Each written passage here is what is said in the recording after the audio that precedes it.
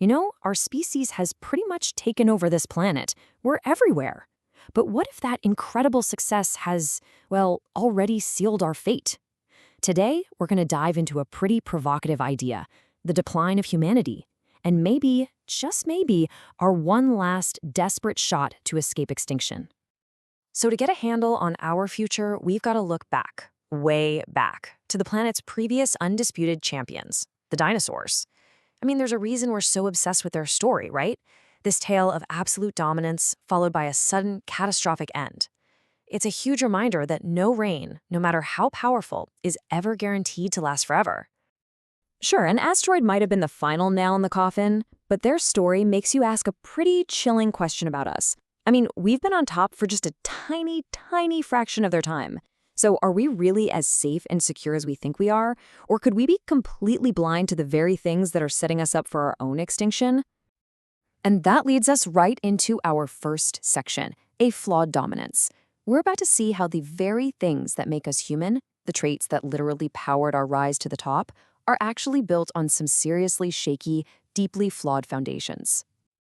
Okay, think about our most basic, defining trait, walking on two legs. We always see it as this huge evolutionary win, right? It freed up our hands to make tools, to build civilization. But the reality is, from an evolutionary standpoint, it was a really clumsy compromise. Our skeletons, they were built for four legs. Forcing them upright? Well, the result for you and me is chronic back pain, hernias, you name it. We are still paying the physical price for that very first success. But honestly, our physical quirks have got nothing on this. Sometime deep in our past, our species was pushed right to the very edge of extinction. The tiny group that managed to survive, they became the ancestors of every single person alive today. And this created what's called a genetic bottleneck. It means that all 8 billion of us, we have shockingly little genetic diversity. So little, in fact, that it makes us incredibly vulnerable if a new nasty disease comes along. And this all feeds into this really fascinating idea called the Karenina principle. It's inspired by that famous first line from Tolstoy's novel. The idea is that all successful, thriving species are basically alike in their success. But every species that fails, every species that goes extinct, finds its own unique path to get there. So what does that mean? It means our specific flaws, our bad backs, our fragile gene pool, they aren't just little quirks. They could be the very things that write the final chapter of our story. So, let's move on to our next part and see how this all starts to stack up. Because after we somehow survived those flawed beginnings, we started to get really, really clever. But as you're about to see, the bill for all that success is finally coming due. And some of our greatest triumphs, well, they've now become our greatest threats. For almost the entire run of human history, we were actually a pretty rare species. And then we invented agriculture. And that one thing, the ability to grow a surplus of food, it changed everything. Our population didn't just grow, it exploded. Look at that timeline. It's basically a flat line that suddenly goes almost vertical. This was, hands down, our single greatest triumph as a species. But, and you knew there was a but coming, that triumph had a dark side. We became completely dependent on just a few crops, which put us at huge risk of famine. Think about the Irish potato famine. We all started crowding together in towns and cities, creating the perfect petri dish for pandemics. And our diets? They switched to being heavy on starch and sugar, which introduced a whole host of new diseases our ancestors never had to worry about. This brings us to a really, and I mean really, chilling idea from ecology, extinction debt. The concept is that a species can do something, like, say, completely transform its own habitat, that makes its future extinction inevitable, even if it doesn't actually go extinct for a long, long time. It becomes a dead species walking. So the terrifying question this raises for us is, by dominating this planet so totally, have we already racked up an extinction debt that we can never ever pay back? So, right when we're trying to get our heads around the consequences of all that insane growth, our story takes a wild, completely unexpected turn. We are now entering what's being called the Great Reversal, and it might just be the single most dramatic shift in the entire history of humanity. I know, we're all used to the story of the population bomb, right? Endless growth. But look closely at this chart. This isn't the total number of people, it's the rate of growth.